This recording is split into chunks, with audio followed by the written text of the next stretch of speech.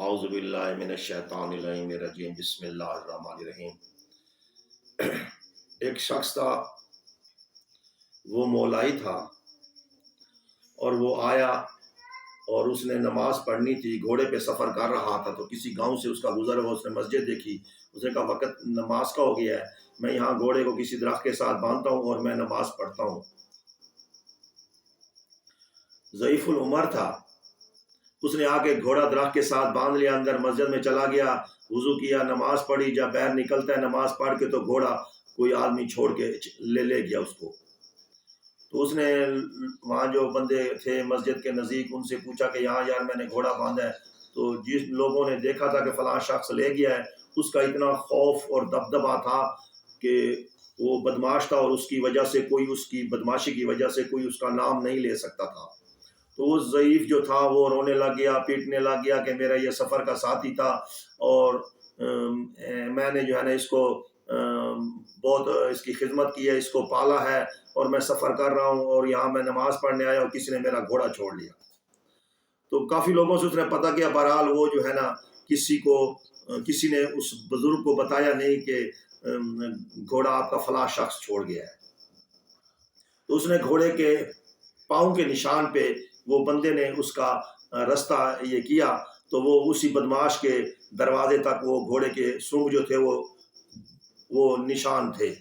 تو وہاں گیا تو سامنے گھوڑا باندھا ہوا تھا، تو اس نے کہا بیٹا یہ گھوڑا تو میرا ہے، میں نماز پڑھنے آیا تھا اور آپ لوگوں نے چھوڑ لیا۔ اس نے کہا بابا جی اپنا علاج کراؤ، آپ ضعیف العمر ہیں، یہ تو میرا گھوڑا ہے، سارے گاؤں سے پتہ کرو، اگر کوئی گاؤں والا کہہ دے کہ یہ گھوڑا میرا نہیں ہے تو بے شک تو لے جانا۔ اس کے خوف کی وجہ سے گاؤں والے کہاں بتاتے تھے کہ یہ گھوڑا اس کا نہیں ہے۔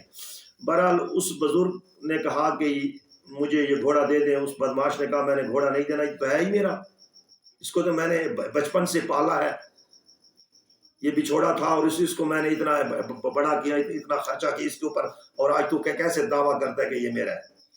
تو اس اثناء میں کافی لوگ جمع ہو گئے۔ اس نے کہا بدماش نے کہ تم قرآن پاک رکھو، میں اس پہ ہاتھ رکھ دیتا ہوں تاکہ اس بزرگ کو یقین ہو جائے۔ تو اس کو مسجد میں لایا گیا، کافی لوگ تھے، ان دونوں پارٹیوں نے، بزرگ نے بھی اور اس بدماش نے بھی وضو کیا، اور قرآن پاک جب بزرگ کے پاس لایا گیا کہ اس پہ وہ آدمی جو ہے نا وہ ہاتھ رکھتا ہے جس نے تیرا گھوڑا چرایا ہے، تو بزرگ نے جیسے قرآن پاک دیکھا اور زیارت کر کے کہا کہ یہ قرآن پاک نہیں، اور قرآن پاک لے آؤ۔ تو لوگوں نے دوسرا قرآن پاک کسی پڑوسی کے گھر سے لے آئے، تو اس نے اس کی زیارت کی بزرگ نے، اس نے کہا یہ قرآن پاک بھی نہیں، تیسرا قرآن پاک لے آؤ۔ تو جب تیسرا قرآن پاک لے آئے تو اس کو کہا کہ بزرگ یہ قرآن پاک ہے، اور اس سے اس بدماش کا ہاتھ رکھوا لے، اس سے صفائی لے لے اور یہ مسئلہ ختم کر۔ اس نے کہا نہیں یہ قرآن پاک بھی نہیں، اور قرآن پاک لاؤ۔ تو انہوں نے، گاؤں والوں نے کہا بابا تو ہر قرآن پاک پہ نعوذ باللہ اعتراض کرتا ہے، یہ وہ وجہ کیا ہے، کیا مسئلہ ہے؟ اس نے کہا یہ میرا مسئلہ ہے، میرا گھوڑا گم ہوا ہے، آپ قرآن پاک لے کر آئیں، یہ آپ کا مسئلہ ہے، آپ نے قرآن پاک لانا ہے۔ تو وہ گئے، ایک مطلب ہے اس سے کسی کے گھر سے قرآن پاک لے آئے، جیسے قرآن پاک آئے اس بزرگ نے زیارت کی، اور اس نے بدماش کو کہا آج اس قرآن پہ یہ حلف دے کہ یہ گھوڑا تیرا ہے اور تو نے بچپن سے پالا ہے، جیسے تو صفائی دے سکتا ہے ویسے دے۔ تو اس بدماش نے کہا کہ میں اپنے خدا کو حاضر ناظر کر کے کہتا ہوں کہ یہ بچہ تھا، میں نے اس کو پالا اور آج یہ گھوڑا ہو گیا، اور یہ میرا اپنا ذاتی گھوڑا ہے۔ جیسے اس نے ہاتھ رکھا تو اس کی قمیض کو آگ لگ گئی، اور آگ لگتے ہی اس کا سارے کپڑے اور اس کا جسم جل کے راکھ بن گیا۔ تو لوگوں نے یہ جب معجزہ دیکھا تو وہ بڑے حیران پریشان ہوئے، انہوں نے بزرگ کو پکڑ لیا کہ بابا یہ راز کیا ہے، راز بتا۔ بزرگ نے کہا اچھا مجھے پہلے ایک تسبیح پڑھنے دو، اور میں 2 رکعت نماز نفل خداوند کریم کی ادا کرتا ہوں، 2 رکعت نماز نفل بھی ادا کیے، اور ایک تسبیح پڑھی جو بلند آواز سے پڑھی، وہ تھی یا علی ادرکنی فی سبیل اللہ، یا علی ادرکنی فی سبیل اللہ، یا علی ادرکنی فی سبیل اللہ۔